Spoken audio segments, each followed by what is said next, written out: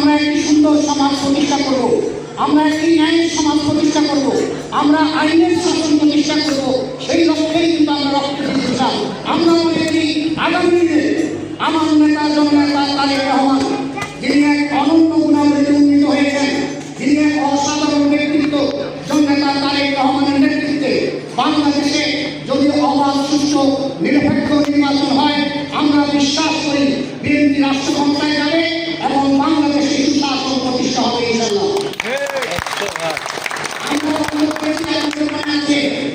যারা এখানে বুদ্ধিজীবীরা আছেন, শিক্ষিত যারা আছেন, বুদ্ধিজীবী যারা আছেন, যারা বন্ধু আছেন, দীর্ঘ ইতিহাস আপনাদের জানা আছে।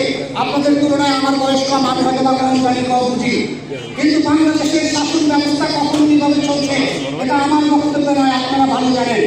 গত 17 বছরের ইতিহাস যেটা আমি দেখেছি, আমি যখন রাজপথে লড়াই করেছি, সংগ্রাম করেছি, তখন তো আমি বিষয়ের সাক্ষী হয়ে আছি। আমি দেখেছি আমরা যখন আন্দোলন করেছিলাম, আমরা যখন হরতাল আহ্বান করেছিলাম, আমরা যখন দাবি আদায়ের জন্য কর্মসূচি দিয়েছিলাম, তখন দেখেছি তারা নিজেরা গাড়িতে আগুন দিয়ে আগুন সন্ত্রাস তৈরি করে বিএনপির গাড়ি প্রস্তাবনের চেষ্টা করেছিল। এটা আপনাদের মনে একটা বিষয়। আজকে খেয়াল করবেন, ওই পলাতকরা, ওই পতিতরা, যারা পতিত স্বৈরাচার, আজকে তারা দেশ থেকে পালিয়ে গেছে, কিন্তু তাদের লেগুন আজকে আমাদের দেশে রয়ে গেছে।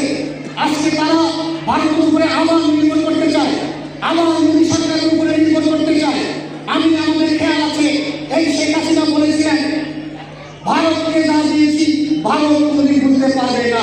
আমরা জানতে চাই আপনি আসলে কি দিয়েছেন। আমরা দাবি করেছিলাম আপনি আসলে কি দিয়েছেন, আপনি আসলে কি দিয়েছেন এটা বলতে না পারার জন্য আমার দেশের জন্য আমার দেশের জন্য লজ্জা।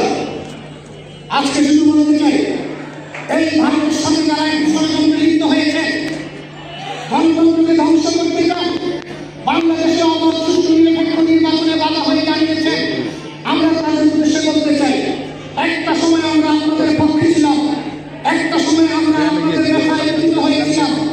সেই ব্যতীত হওয়ার কারণে আমাদেরকে রাজাকার হিসাবে আখ্যায়িত করা হয়েছিল। 2011 সালে আপনাদের যখন নিবন্ধন ছিল না, রাজনীতি করার সুযোগ ছিল না, নির্বাচন করবার সুযোগ ছিল না, তখন আমাদের নেতৃত্বাসনের এবং খালেদা জিয়া আপনাদেরকে দানের শীর্ষ দিয়ে নির্বাচন করবার সুযোগ করে।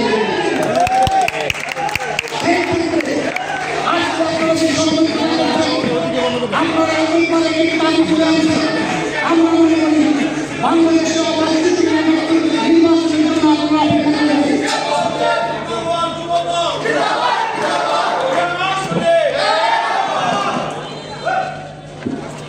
আরেকটি কথা বলি, আমি আমার বক্তব্য শেষ করতে চাই।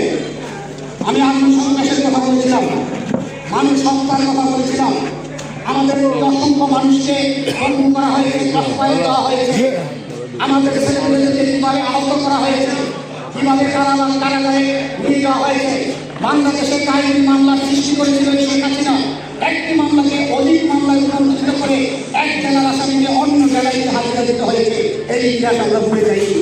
আজকে আপনারা দেখেন যে আজকে যখন 13 তারিখে শেখ হাসিনা রায় হওয়ার কথা, তখন বাংলাদেশে যে অরাজকতা তৈরি করা হয়েছে, একটা গাড়ি তারা পুড়িয়েছে, একজনের পর একজন মানুষ তারা হত্যা করেছে, একদিকে চট্টগ্রামের 3 জনকে তারা হত্যা করেছে।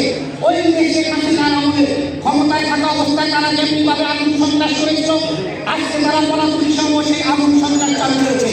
আমরা তার জন্য প্রতিবাদ জানাচ্ছি।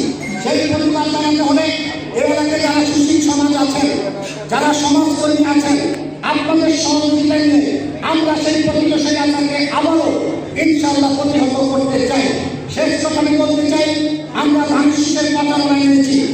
এই ধানের স্বাধীনতার সার্বভৌমত্বের প্রতীক, এই ধানের উন্নয়নের প্রতীক, এই ধানের দেশপ্রেমিকের প্রতীক, এই ধানের সুশাসনের প্রতীক। আমরা সুশাসন প্রতিষ্ঠার ক্ষেত্রে কাজ করছি, সকলকে মিলেমিশে কাজে কাজ দিয়ে আমরা ধানের পক্ষে কাজ করবো। সবাইকে ধন্যবাদ।